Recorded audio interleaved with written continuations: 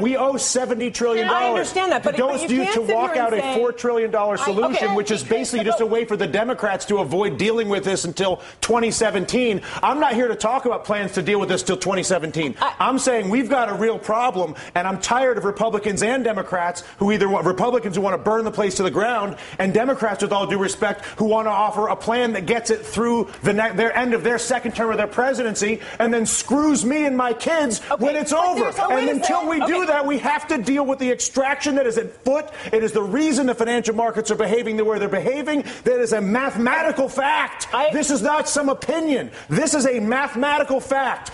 Tens of trillions of dollars are being extracted from the United States of America. Democrats aren't doing it. Republicans are not doing it. An entire integrated system, financial system, trading system, taxing system that was created by both parties over a period of 2 decades is at work on our entire country right now. And we're sitting here arguing about whether we should do the $4 trillion plan that kicks the can down the road for the president for 2017 or burn the place to the ground, both of which are reckless, irresponsible, and stupid. And the fact of the matter is, until we actually, and I'm sorry to lose my temper, but I tell you what, I've been coming on TV for 3 years doing this. And the fact of the matter is that there's a refusal on both the Democratic and the Republican side of the aisle to acknowledge the mathematical problem, which is that the United States of America is being extracted. It's being extracted through banking, it's being extracted through trade, and it's being extracted through taxation. And there's not a single politician that has stepped forward, Susan, to deal with this. But there's only one right now. The leader of the free world, whether you like it or not, the president of the United States is arguably one of the most powerful individuals we have out there. But and Susan, he's our what you're saying is exactly the point that Dylan is making. It's not about one guy. It's about all of them. No, I actually disagree. I think Dylan's saying it isn't about one guy. It is about one guy. What would you like him to do? I would like him to go to the people of the United States of America and say, people of the United States of America, your Congress is bought. Your Congress is incapable of making legislation on health care, banking, trade, or taxes, because if they do it,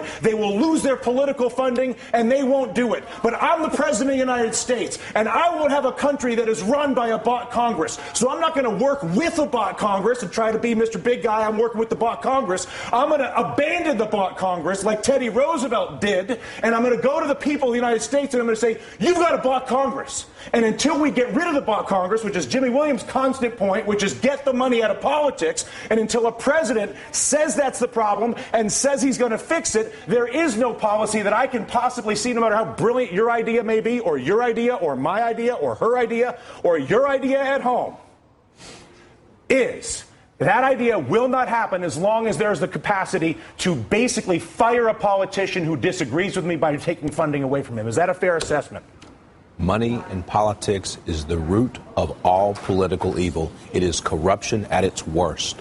And until we step up and kick that out of the park, it's going to be the same system all and only the president could do that. We're going to No. Congress has to do it too. The Congress has to do it too. But I'll tell you what. How bad does it have to get? How much money has to be extracted? How many things have to be heard? Down to brass tacks. Okay, physically, what do? You go and give a speech right now. Right now. Right now. You say. And then what happens tomorrow? Tomorrow, what happens is you begin the process of actually investing in solving the problem. So I come out and I say, how? I create an infrastructure bank with 2% blending immediately. Once I explain to people the problem, once I explain to you have cancer, once you understand how screwed up your trade, tax, and banking policies are, believe me, you will have no issue when I incorporate an infrastructure bank that I fund with repatriated offshore money that I bring in and then use to create 2% direct lending to every business in America. Because when you realize that the banking system is fully corrupt and defrauding us, and I come out and say that, which is what I want my president to do, that at that exact moment I say, you know what, we got a screwed up situation here, people. You all know it, and now what? I'm going to admit it. And as a result, not only have I admitted it, but we're going to begin the process of solving it like grown-ups. They did it in World War II. They did it after the Civil War. They did it in Latin America with the Brady bonds. We are not seeing it happen now. The panel stays a little more emotional than I anticipated getting at work this afternoon, but what am I going to do?